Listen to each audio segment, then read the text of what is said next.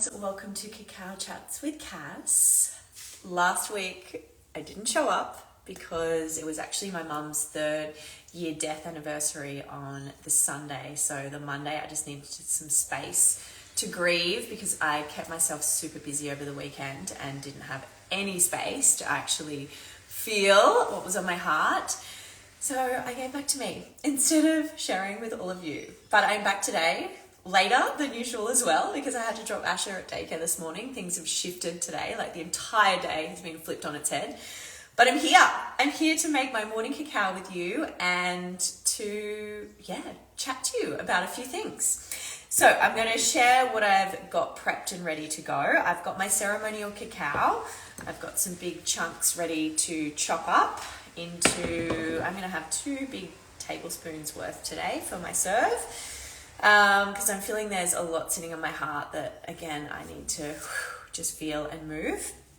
I've also got this Super Feast Jing supplement today. It's a kidney tonic, and I'm just feeling a little bit tired and fatigued, so I've been napping a lot. So I'm going to add that to my morning elixir. I've got cayenne pepper, which is the activator. If you don't like spice, you can use salt to activate. It just helps to get the cacao into the bloodstream quicker. And a sweetener, which I'm using maple syrup. I've got my mug of filtered water, always filtered water. I'm going to pop that in my pot.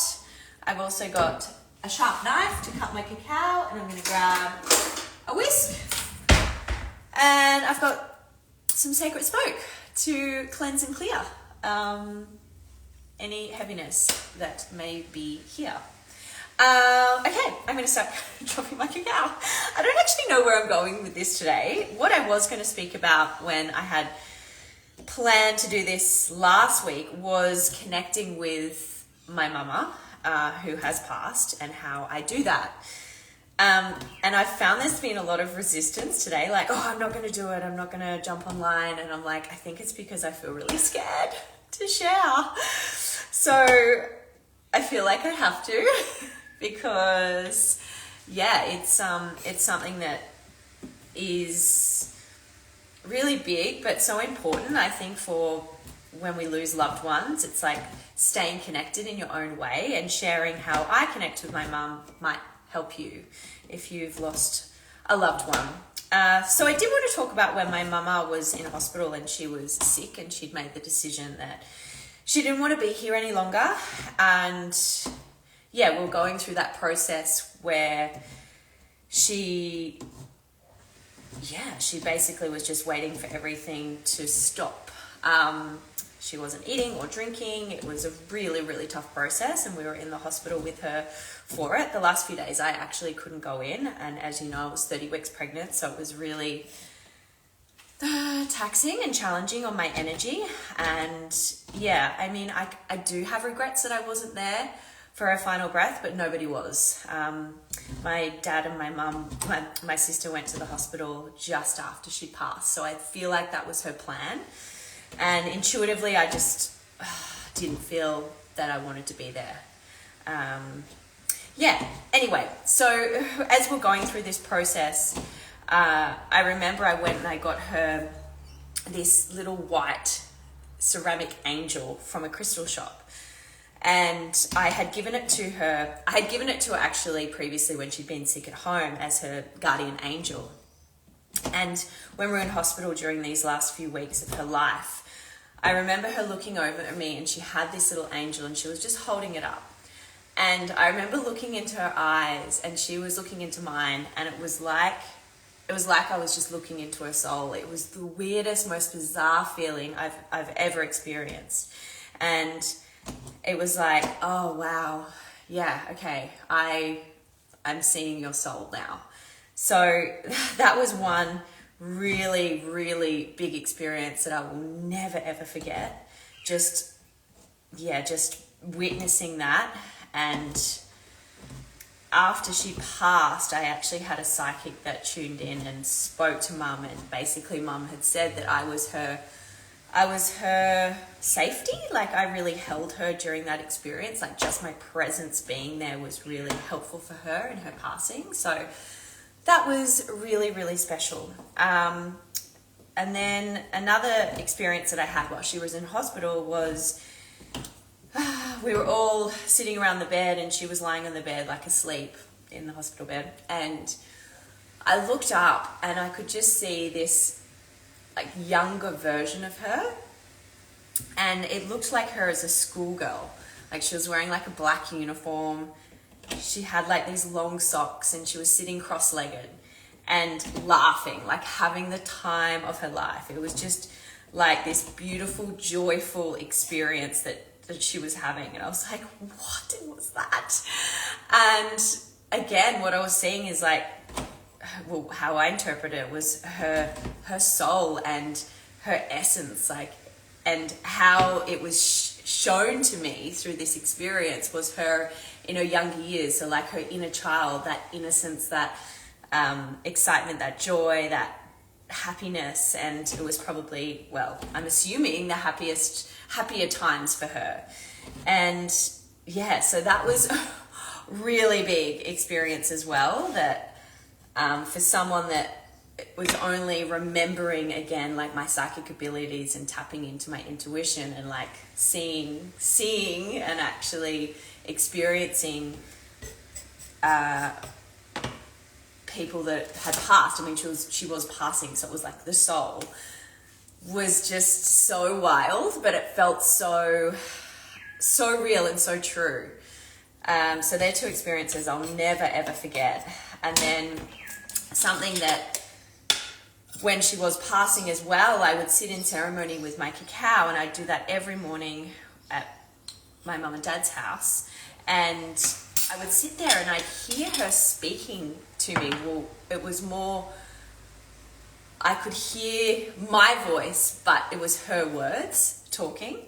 And I didn't really think anything of it. I was just like, I thought I was going a little bit crazy to be honest, because it sounded like her in terms of what she was saying, but it was my voice. And again, after she had passed and I had connected in with a psychic, connected within her energy, and she had said to me, you know, you will hear your mum, but it's your voice. I'm like, oh my gosh, that makes so much sense then, because I knew I was getting downloads of like what outfit to put her in for the funeral, what photo to use for all of the pamphlets that you give at the funeral. Like it was just such detailed information that was coming from her, but through my voice and my psychic channel.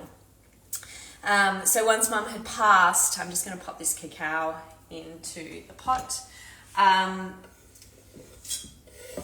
Connecting with her at the beginning felt really easy. Like I could hear again my voice, but I could hear the words and messages that would come through, downloads that would come through, and she would always sending messages around, you know, have more fun, incorporate more joy, like stop stressing about the small things. And I'd have messages for family members, and it was just like flowing. I'm like, oh my gosh, this is insane.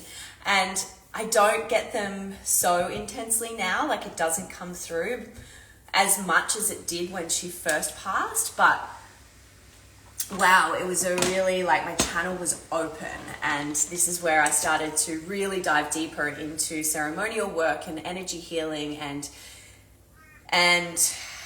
working with clients and connecting with their loved ones and messages and downloads for them. And it was just like trust started to build, and yeah, it's been a really crazy experience to feel, witness, experience the channel being open and connecting with those that have passed and receiving messages and downloads. And it's beautiful. Sometimes it can feel confronting and a little scary, but I'm so in trust that I am protected, and I now know how to protect myself and all the energetic practices to ensure that I'm only receiving from the highest frequencies of light, and that I'm not receiving anything that is low vibrational. And if it is, I know how to move it. And yeah, so now when I'm connecting with mum, I actually had a beautiful experience it was only a few weeks ago, and I was sitting in the Light Path Collective with Kirsten. She was leading through a beautiful, it was a beautiful ritual, and I was so in my body, I was so connected, like immediately.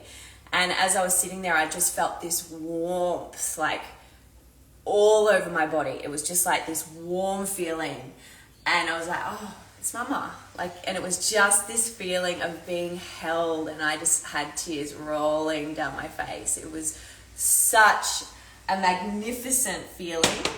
And as I said, that was only a few weeks ago. So I think it's shifted and changed as to how I'm experiencing and feeling my Mumma's presence. And I will still hear when I ask her questions, I will hear answers, and a lot of the time all she's saying is she's so proud of me, and she just wants me to be happy, and she just wants me, again, like to feel more joy and not stress about the small things, you know, come back to love, like all of which that I am trying to cultivate for myself and also for those that I work with. I mean, that is my work, to come back to the heart, to come back to love, to come back to those beautiful frequencies of harmony and joy and excitement and gratitude, and, you know, being able to shift out of that low vibrational, and of course feel it. I do not bypass. You guys should know that. I do not spiritual bypass anything. I go deep, I go in, and then I'm able to come out and feel more liberated. So that is what I want for my clients. And yeah, that's a big part of the reason why I'm here. I'm just going to connect in with my sacred smoke, as I do, because intention is important, and connecting in with this energy of sage. Connecting in with this beautiful medicine of sage. Please liberate any heaviness. Please cleanse and clear anything that's not serving my higher self, and send infinite blessings to this ceremony. Thank you, thank you, thank you. Hopefully I don't set the smoke alarms off this morning. I'm just going to give this a little bit of a sage cleanse, clear. Yeah, so that's how I have connected in. I'm going to give myself a little smudgy too. I've been in a little bit of a funk this morning since things changed, and had to do the run into town. Whew, feels better. So yeah, that's kind of how I connect in. I'll always ask questions to Mum. I'll always, like even last week when I was connecting in after a death anniversary, and I was just crying. There were so many tears, and I was actually yelling at her at one point. There's just a few things I've been moving through. I'm like, you know, asking for help, asking for guidance. And yeah, when you're receiving this guidance from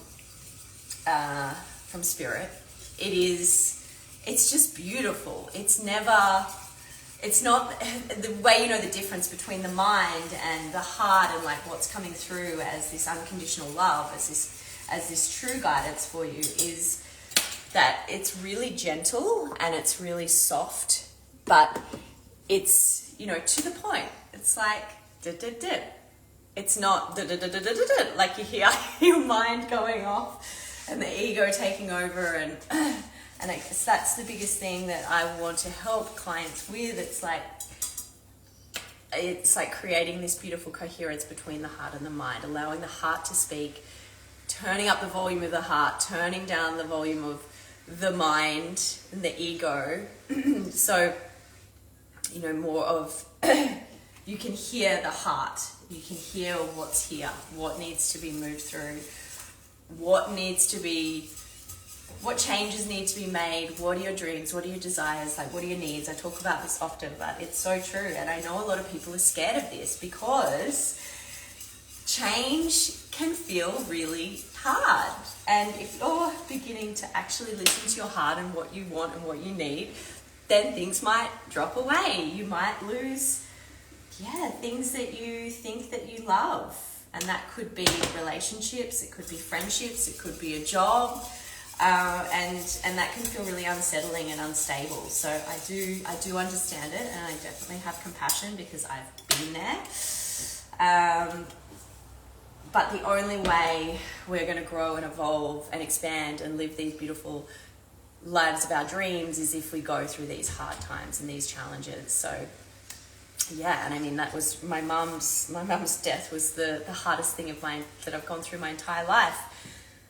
But what it's opened up for me has been so, like, phenomenal. Like, my life now and who I am, and coming back to, like, my actual truth and my authenticity, and not getting caught up in the bullshit of other people's perceptions or conditionings, and all of that is so liberating. It's so liberating. Like, I can do what I want. I don't have to worry about anyone else. And yes, I'm still working through it. I'm not saying I'm 100% perfect. No one ever is, by the way. Yeah. I'm just going to calling on Goddess Ish Cacao, Maestra Humpui Humpui Humpui. May you bless and activate this cacao with the highest frequencies of light and of love. Thank you. Yeah, so you got to move through the tough times to experience the more happier times. And the other way around, you know, it's no good or bad. We just go through light and dark, and that's how it should be, the polarities. And yeah, that's what I'm here to help facilitate now. Anyway, it's been nice chatting. I'm going to go have my cacao. Hopefully that was helpful to a few people. And I will see you all next week. Sending you all lots of love for the week ahead.